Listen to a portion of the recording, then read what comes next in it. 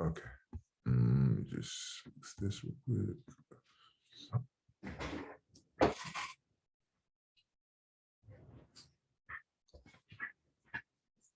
And I'm not going to be able to see you. So if you do have questions or concerns, don't hesitate to just stop me, ask me to repeat something or ask me to slow down, and I'll accommodate. So again, as I mentioned, we'll work through these questions. You can either answer the questions, you can ask me questions about the questions, or we could just have a conversation around the questions. So we're going to start off how we started off the semester. Check. Is the mid. Okay, so to address Destiny's questions, the midterm is not posted yet. It'll be posted either tomorrow or no later than Friday. The midterm will be due this Monday, right? So I believe that's the 21st. Let me double check. Yes, so it'll be due Monday the 21st by the end of day. There will be a section on Google Classroom that will allow you to submit not only the midterm, but also your journal. So both of those will be due by the end of day, Monday, the 21st, okay? So if we think about how we started the semester and we think back to the lecture that I offered at the start of the semester, right? This is not a reading was not offered for this. This is strictly from the slides from the lecture that I gave you the first week of class. You should be able to express and discuss how old African people are. There's 3 acceptable answers, right? You should be able to name for me 2 African individuals and their contributions prior to European conquest or the inception of modernity. And when you hear modernity, just think about when European peoples took over the world and they become the world power, right? So does anyone want to answer the question, how old African people are? There's 3 acceptable answers.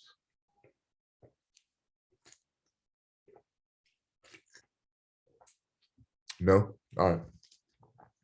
So the next one is from the reading. This is our first reading of the semester, the teaching of Ptah-hotep. So what is significant about the text? How, as it pertains to understanding who African people truly are, how does the text speak to the values and principles that shaped ancient African societies, right? So you should be able to know why this text is significant, and then why is it significant as it relates to who African people are, right? What does it say about the values and the principles of these people that shaped ancient African societies? Are there anyone who wants to try to answer this? Is there anyone who has questions for me, or does anyone want to engage in a conversation around this bullet point?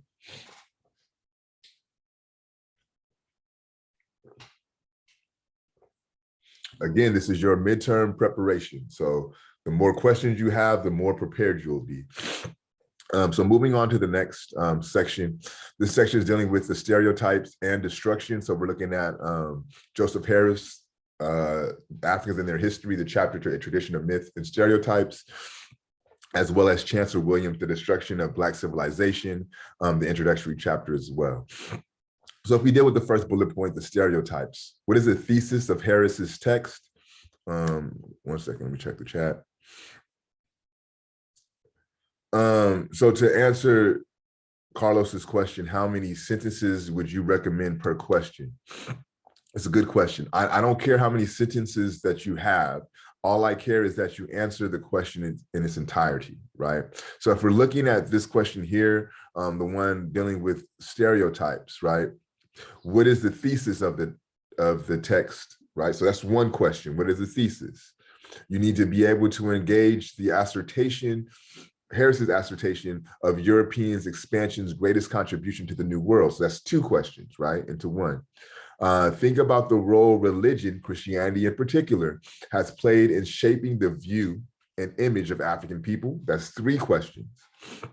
Be prepared to engage in a discourse on the role of some scholars play in trying to diminish African contribution to human civilization by displacing Kemet out of Africa. So that's 4 questions, right? So I'm not concerned with how long your answers are or your responses are, but I'm concerned with you answering each component of that question. So the way I broke it down, within this one bullet point, within this one question, there's four sub questions. So you must make sure to address each component of the sub questions. Ryan, you had a question? Go ahead. Yeah, so like you know how you said there's like four small questions and like one problem. Can we answer them in bullet points, or does that be like an essay format? I would prefer an essay format. Yeah, I would prefer that you answer with an essay format. That makes sense, Ryan? Okay. Yes, sir. Thank you. You're welcome. Does anyone want to try to either address the questions that are posed within this bullet point, or have a question for me in regards to these questions, or just want to discuss anything as it pertains to these questions?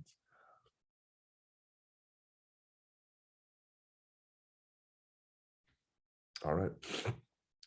So we're moving to Chancellor Williams' text, The Destruction of Black Civilization. How? So again, when you hear how, think about the method, right? How does Williams present his thesis in the opening chapter? Think about the effects of fragmentation and isolation had on African nations, and how were forms of African communication forever changed, right? So in the text, he states very clearly that fragmentation and isolation has a very drastic impact on African nations, particularly in the way that they communicate with one another. So you need to be able to address that and speak to that. Also, think about the roles Arabic invasion and enslavement, along with the migration of Asian and later European migrants, led to the mixing of African nations, and what were the effects of this mixing. So you should be able to speak to what happens when, what is the cause and the effects of Arabic invasion and enslavement, along with the migration of Asian and European, and the mixing of those cultures, right, through marriage and what have you. What does that do for African nations, and what were the effects of the mixing? So you should be able to have a discourse around that. Does anybody have any questions, or does anybody want to have a conversation around that information?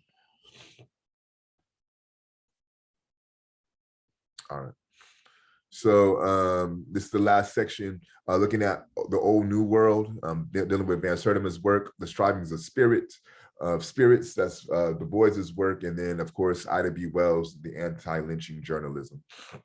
So dealing with the first bullet point, how does Van Sertima produce his thesis? So again, we're dealing with how. What is the method?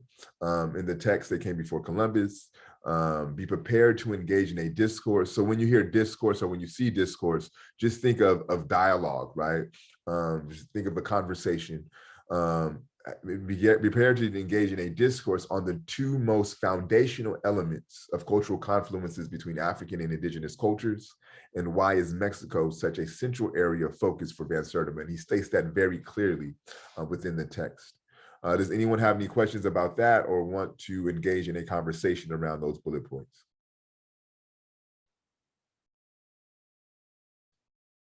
All right. So moving into W.E.B. Du Bois, let me check the chat real quick. Will we have a time limit? So again, the time limit is this, Destiny. If I'm emailing the midterm out to you tomorrow, right? You have tomorrow, you have Friday, you have Saturday, you have Sunday, and you have all day Monday. So roughly 5 days. That's the time limit, as long as you get it to me by the end of day Monday. No, I meant like if we have a when we answer the question, do we have to answer it in a certain, like, oh, you only have 10 minutes to do this or to that? Like right now, you're saying? Today?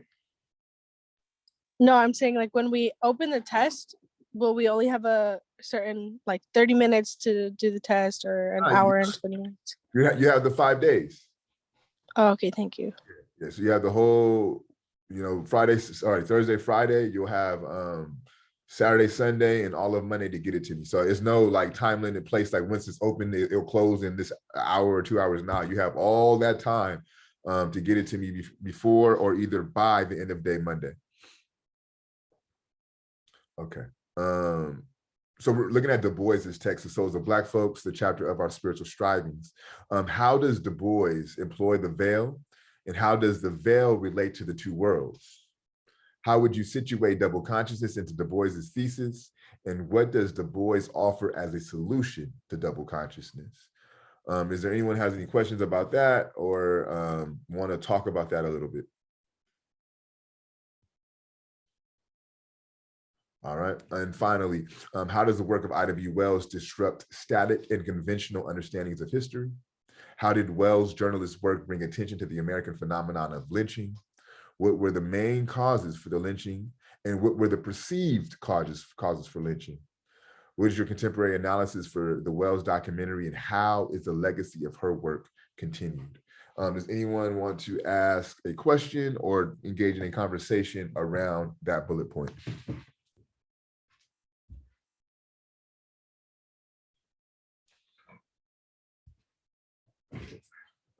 Check the chat real quick. I have a question. I hear last week we had something to turn in on Wednesday 23rd. What is it? Also, we're going to have a separate page to turn in. There's nothing turned in on the 23rd, Carlos. The only thing that'll be turned in will be your midterm on the 21st. And yes, you'll have a separate section on Google Classroom site to submit your journal as well. So there'll be 2 separate sections for submission. One will be for the midterm. The second one will be for your journals. For your journals, please make sure that you submit one PDF. So take all your journal entries, place them onto one PDF document, and just submit that one document to Google Classroom site. And that way I don't have to be looking for all these separate documents. Also the same with your midterm. Please answer all the questions on one document. So that way you could just submit one and I can locate that document.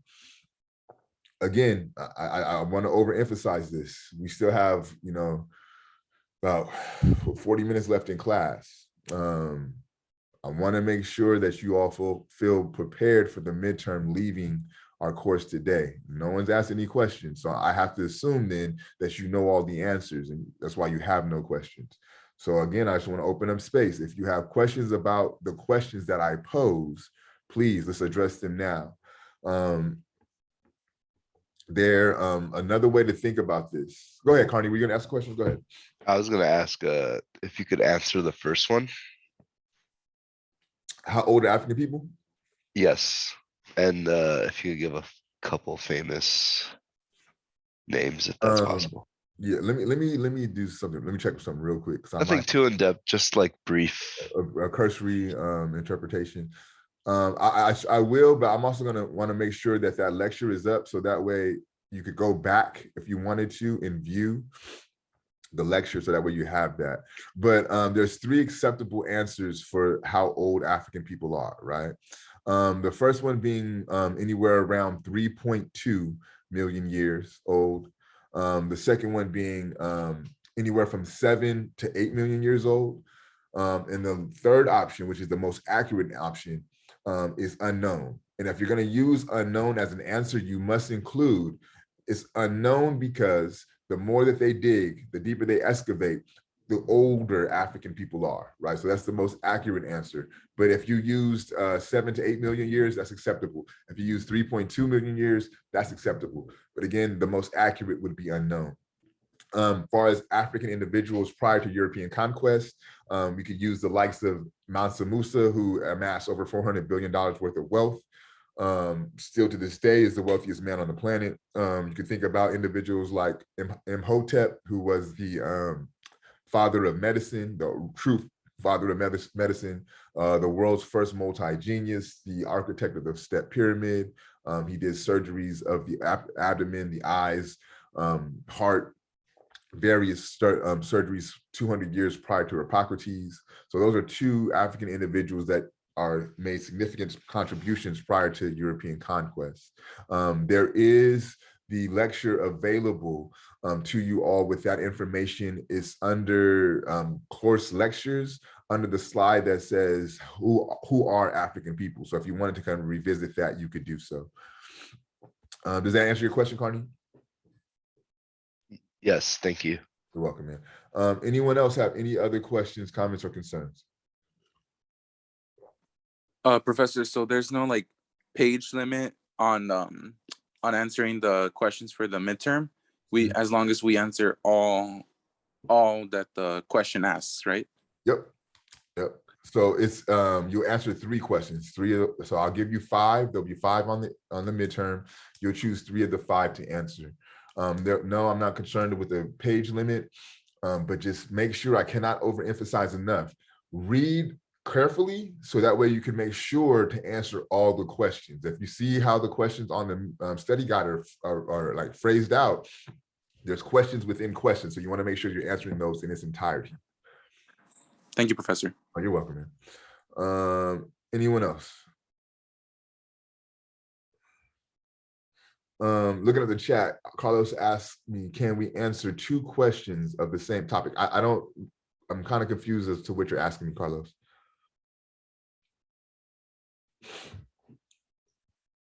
Can you elaborate a little bit?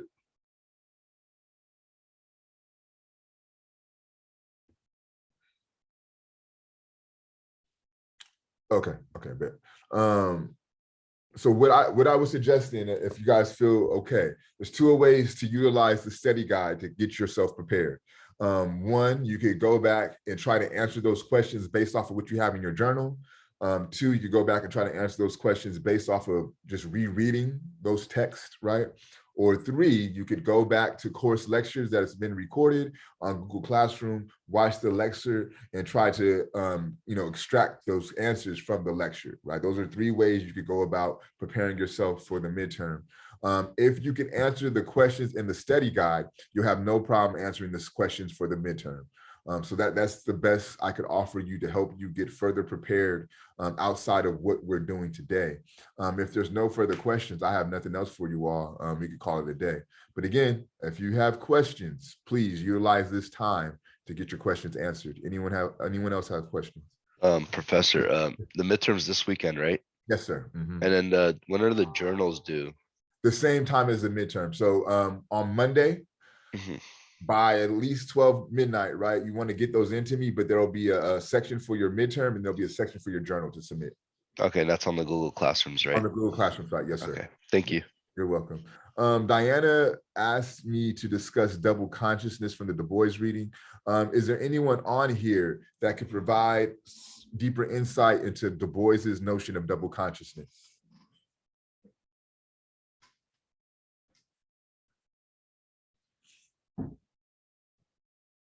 Okay. Give me 1 second, Matthew. Let me answer this question, and then I'll address your question. So Diana, to think about double consciousness, right? And this is how he uses the veil to help you understand double consciousness. The veil separates 2 worlds, right? The world that Du Bois occupies, and then the white world that Du Bois does not have access to, right?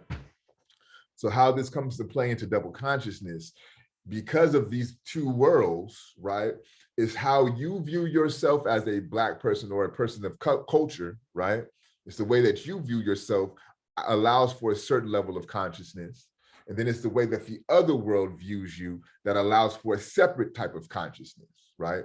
So now you're conscious of not only how you view yourself, but you're conscious of how the outside world views you. So both of those consciousness are within one individual, right? This is why he says it's a double consciousness. So I know how I view myself and how I think about myself. I know how the outside world thinks about me as well, right? And oftentimes what happens is because of anti-Black sentiments, oftentimes Black people and people of culture begin to view themselves from the way that the outside white world views them, right? And this is why you do things like code switch, because you don't want to seem out of pocket with this outside world. So this is this idea, or this concept of double consciousness. This is where he says that 2 warring ideals, right? So 2 ideas or 2 ideals that are at war with one another, that are occupying one Black body or one dark body, is what he says, and whose the dogged ruggedness, the dogged strength of that Black body keeps it from being torn asunder by the warring 2 ideals. Diana, does that give you a better understanding of Du Bois's concept of double consciousness? Okay, let me check the chat. I think Matthew had a question. So the question on the midterm going to be similar to the study guide. just a form. They'll be similar. So they'll be dealing with the same themes, Matthew. Things like how is a thesis produced and what have you. The wording may be different, but more importantly, I want you to be attentive to how there's multiple questions within one question, right? And that's really, I really want you to be able to be comfortable addressing every component of that question. Does that answer your question, Matthew?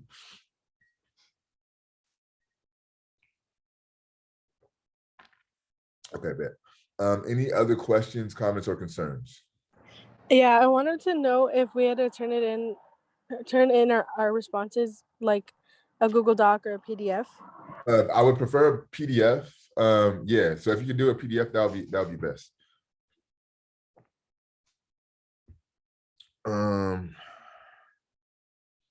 Yeah, no, I'm not looking for an introduction. I'm just looking for you to answer the question thoroughly. So there's no need to like introduce or restate the question. I mean, if you want to do that, that's cool. But more so, I'm concerned with you providing a comprehensive response. Any other questions?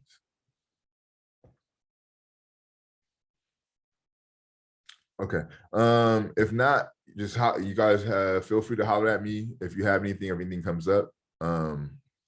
Just take your time. Do not wait to the last minute. Like that is going to shoot you in the foot for real. Even if you do a question a day, right? Let's just say you get the midterm on Friday, do one question Friday, do one question on Saturday, do one question on Sunday. Take Monday to review your questions and then submit it. That's just going to make it easier on yourself. Trying to cram everything in one day is going to be very hard, and that's going to allow you the potential of skimming over a question and not being able to answer the question in its entirety. So please, please, please don't wait to the last minute and give yourself the appropriate time to give a thorough response. Any last minute questions? Professor, for the journals, up to what reading are we supposed to turn it in? Up to the Ida B. Wells reading. So it should be everything we covered up into the documentary on Ida B. Wells. Okay. Thank you, Professor. You're welcome. Good question. Anyone else? For the midterm, Professor, how many questions? Is it going to be exactly like the study guide, or are you're selecting? Let me see how many. Let me look at the study guide real quick to see. 5, 6, 7.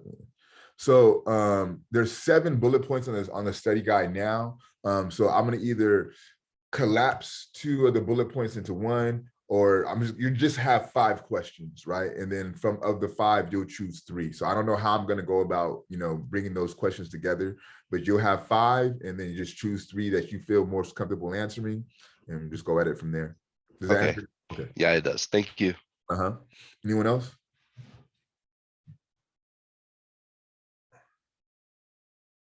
All right, y'all. If anything pops up, shoot me a text, shoot me an email. But if you're texting me, please let me know what class you're coming from so that way I know. Hold on. The journals, are there right or wrong answers? So there's no right or wrong answer for the journal, Matthew. I'm just looking for you to have the 4 components: the thesis, your analysis of the reading, a contemporary analysis of the reading, and then any questions that you have. So long as you have those 4 components, then that's a perfectly well done journal. The only wrong way to do it is to not have those 4 components.